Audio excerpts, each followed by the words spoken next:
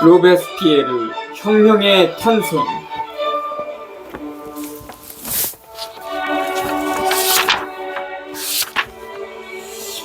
혁명정부의 이론은 그 이론을 낳은 혁명만큼이나 새로운 것이다.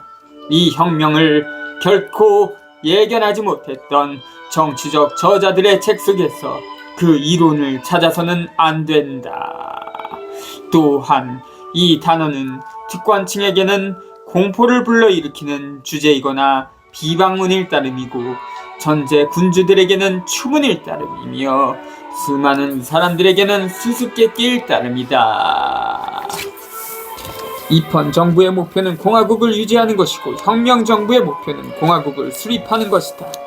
혁명은 자유와 그 적들의 전쟁이고 헌법은 승리를 거두고 평화를 누리는 그 자유의 체제이다.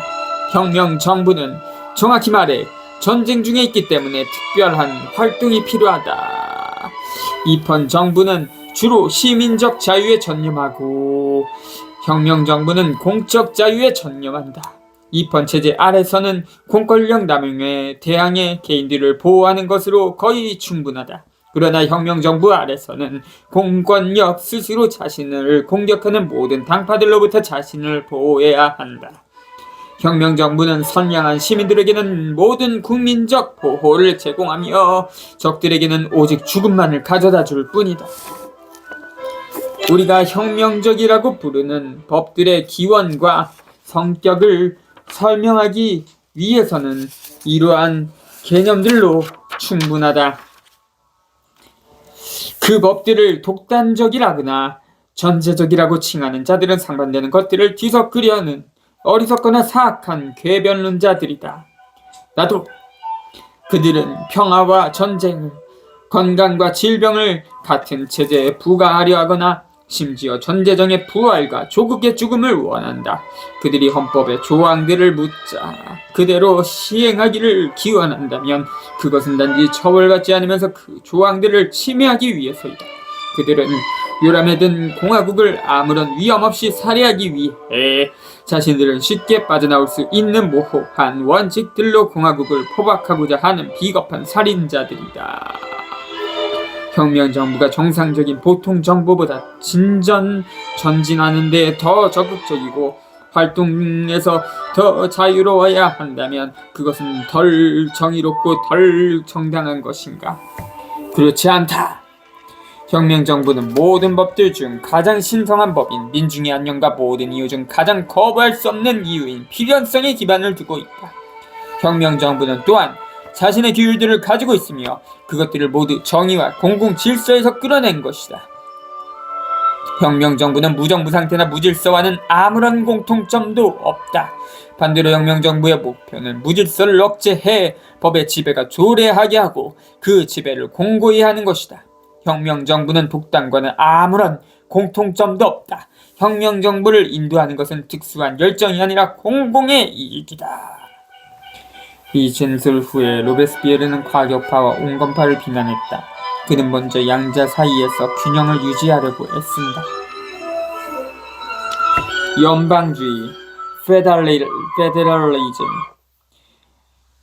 산악파가 지롱드파를 비난하면서 사용한 용어. 지롱드파는 파리 민중들의 폭력을 통해 자신들의 의지를 의회에 강요하는 데 반대하여 파리는 프랑스의 83개 도 중 하나에 불과하며 따라서 그만큼의 영향력만 가져야 한다고 주장했다. 산악파는 지롱드파의 이런 주장이 프랑스의 연방주의를 수립하여 프랑스를 분열시키려는 것이라고 비난했다. 혁명 정부는 허약함과 무모함, 온건주의, 모더란티즘, 의 과격함이라는 두 개의 암초 사이를 항해해야 한다. 절제와 온건주의의 관계는 정숙함과 무능력의 관계와 같다. 과격함은 정력과 비슷하지만 정력과 과격함의 관계는 건강과 수종의 관계와 같은 것이다.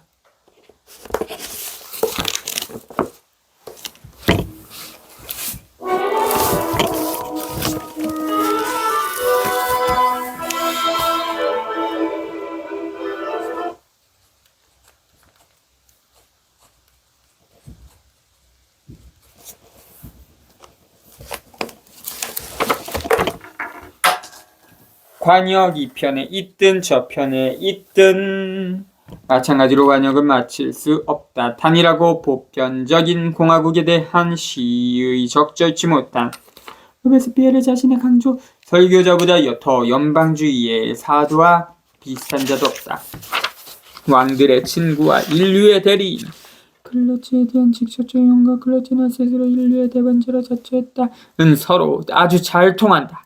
수도사의 스카플라리오를 걸친 광신자와 무신론을 설교하는 광신자는 수많은 유사성을 가지고 있다. 민주주의자 남자 다시 클러치를 가리킴은 커블렌츠 후작의 형제이고 때때로 붉은 혁명 모자는 사람들이 생각하는 것보다 더 귀족들의 붉은 구두 뒤축에 가깝다. 혁명가를 자처하는 인물이 사실은 반혁명세력일 수도 있다는 의미 이상은 에베르파에 대한 것이다. 그러나 이제는 당통파에 대해 이야기하기 시작한다. 여기서 저울은 명백히 당통파에게 불리한 쪽으로 기운다. 과도한 애국적 열정이나 온건주의의 침체 중 하나를 택해야 한다면 주저해서는 안 될 것이다. 원기왕성하고 활기가 넘치는 몸은 시체보다 더 많은 자원을 남겨준다. 특히 애국심을 치료한다면서 그것을 죽이는 일이 없도록 하자. 애국심은 그 본성상 열렬한 것이다. 누가 조국을 냉정하게 사랑할 수 있는가? 애국심은 특히 그 애국심에 따른 시민적 행위가 초래하는 정치적 결과들을 계산할 수 없는 단순한 사람들의 몫이다. 여기에서 어떤 대가를 치르더라도 생길레트들로부터 분리되지 않으려는 로베스피에르의 의지가 선명하게 확인된다. 심지어 계몽된 자라 해도 결코 실수한 적 없는 애국파가 있을 수 있단 말인가? 혁명운동에서 신중하게 그어놓은 정확한 선을 넘어간 사람들을 모두 범죄자로 취급한다면 여러분의 친구이자 모두 공화국의 지지자들은 타고난 자유의 벗들을 나쁜 시민들과 함께 추방하게 될 것이다.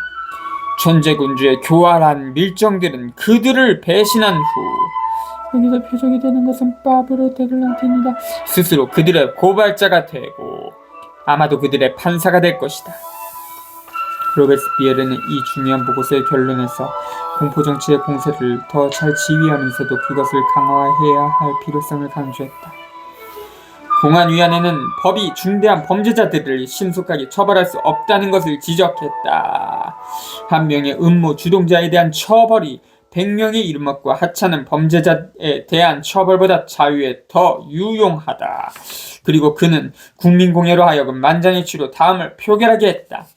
관용파는 감히 반대를 표하지 못했다. 1.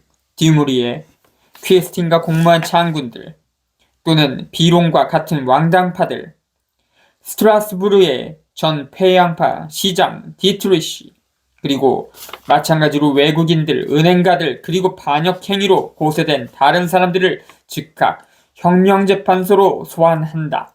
2. 공안위원회는 가능한 빠른 시일 안에 혁명재판소의 조직을 완성할 방법에 관한 보고서를 제출한다.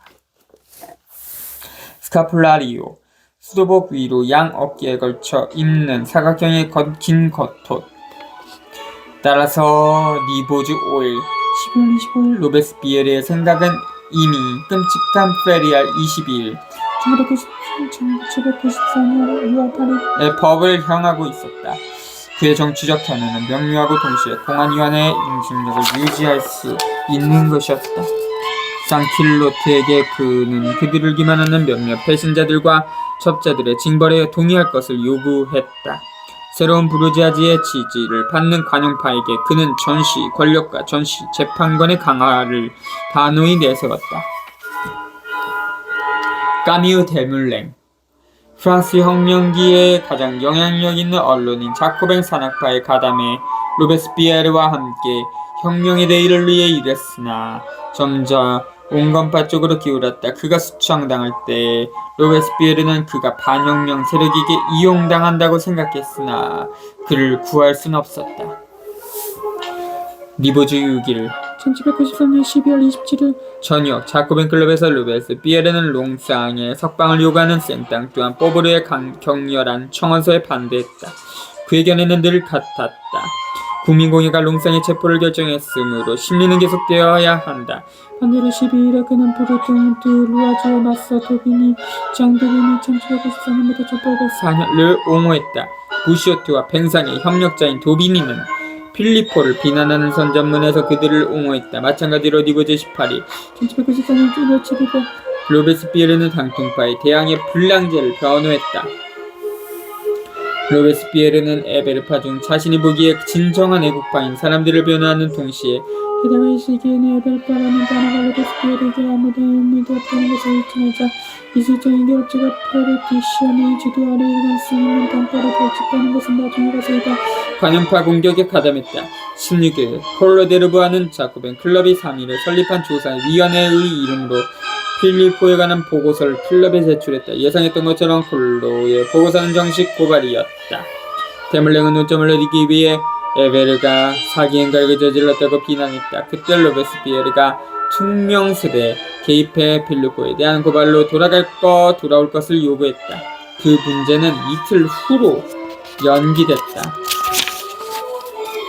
니보제 18일 필리포는 자코벤 클럽에 나오지 않는 편이 더 낫겠다고 판단했다. 분위기는 소란스러웠다.